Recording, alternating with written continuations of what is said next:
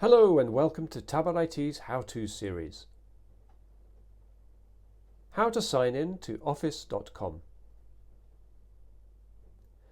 On your Mac, go to your favourite browser and enter office.com. Click on Sign In and then enter your email address. If it asks you to use a work or school or a Microsoft account, choose Work or School.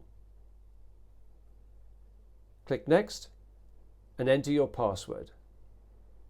You can save the password if it's your Mac. And if it asks you to verify your account, do so with multi-factor authentication. I'm using Microsoft Authenticator on my phone here. You can stay signed in if it's your Mac. And at the office.com screen, you'll see all your recent activity.